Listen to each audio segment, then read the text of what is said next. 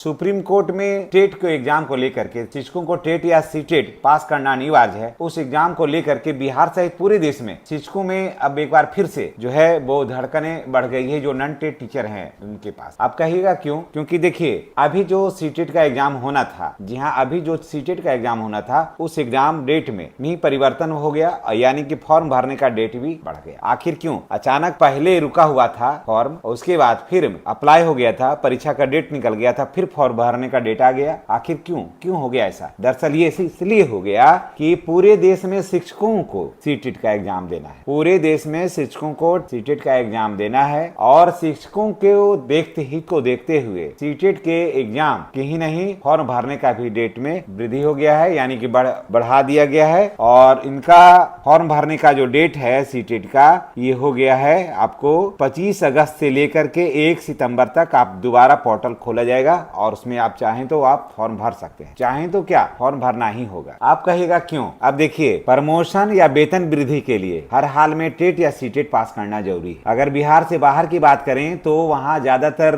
राज्यों में टेट या सीटेट टेट भी चल रहा है, बहुत जगह सीटेट भी चल रहा है। तो वहाँ राज्यों में टेट ले लिया है और अपने शिक्षकों को क्लियर कर दिया है। बिहार में कुछ शिक्षक ये चर्चा करते हैं कि हम लोग तो दक्षता परीक्षा दे दिए थे तो शायद हम लोगों को टेट नहीं देना होगा या सीटेट नहीं देना होगा। हमने सक्षमता परीक्षा दिया है तो हम लोगों को नहीं देना होगा। भले ही पहले से नियोजित थे, बाद में विशिष्ट भी बने या नियोजित ही रहे और हम अब प्रधान शिक्षक बन गए हैं बीपीएससी की एग्जाम दे करके, तो हम लोगों को नहीं देना पड़ेगा। तो इस भूल में कभी रहने की जरूरत, अगर ऐसा मन में ख्याल आ रहा है तो इस ख्याल को फिलहाल आप बदल लीजिएगा। पहले हम लोगों को भी लगा था कि दक्षता परीक्षा जो है वो टेट के समतुल्य हो जाएगा, तो दोस्तों शायद नहीं भी, क्योंकि सरकार की जो स्थिति है शिक्षकों के प्रति, जो सरकार सोच रही है शिक्षकों के प्रति, तो सरकार ये भी कह सकते है कि नहीं, जब तक का नौकरी करना था दक्षता पर आपने कर लिया, आगे का इंक्रीमेंट के लिए आपको देना होगा। और सुप्रीम कोर्ट ने तो ये भी कहा कि जिनका भी 5 साल से कम बचल है उन्हीं को नहीं सिर्फ देना है, लेकिन इंक्रीमेंट नहीं होगा, प्रमोशन नहीं होगा।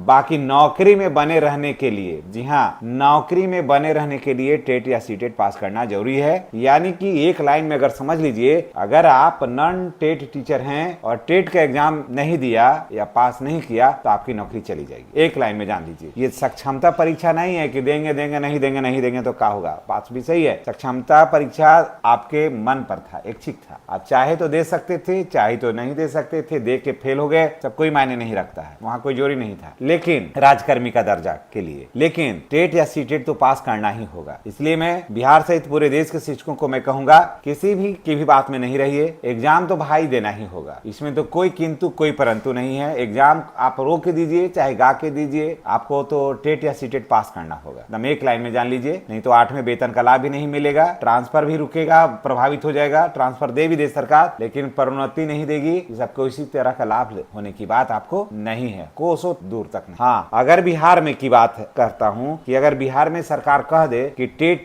के समतुल्य ही था दक्षता परीक्षा, तब तो चलिए बात बन सकती है। लेकिन ये घोषणा हुए 6 महीना हो गया, सुप्रीम कोर्ट का आदेश हुए 6 महीना हो गया, अभी तक सरकार ये क्लियर नहीं कर पाई कि बिहार के शिक्षकों को टेट देना है या टेट ने देना नहीं है। ये भले ही सरकार, ये शिक्षा मंत्री कह रहे हैं कि प्रमोशन के लिए, सोचिए देखिए कैसे कह रहे हैं, प्रमोशन जिनको पाना है वो लोग टेट या सीटेट की तैयारी में लगे हुए, समझ रहे हैं बात। ये कहते हैं 2-2.5 महीना पहले कहे थे कि जो लोग प्रमोशन के हकदार हैं या पाना चाह रहे हैं कि वो लोग टेट या सीटेट की तैयारी में लग गए, यानी कि घुमा के कह रहे हैं, यानी कि अगर आप प्रमोशन पाना चाहते हैं, वेतन वृद्धि पाना चाहते हैं तो टेट या सीटेट आपको देना होगा। तो दोस्तों डेट आप बढ़ गया है, अगर आपने टेट नहीं किया है तो सीटेट के लिए फॉर्म भर दीजिए। अगस्त 2028 तक के लास्ट डेट है, नहीं तो फिर कठिनाई तो होगी, फिर ये सरकार भी आपके साथ नहीं खड़ा होगी। आप जान लीजिए ये सरकार भी जो है ना वो खड़ा नहीं होगी, क्योंकि इसकी वित्तीय हालत इतना खराब है कि इसके पास सरकार चलाने के लिए बिहार सरकार के पास पर्याप्त संसाधन नहीं है। तो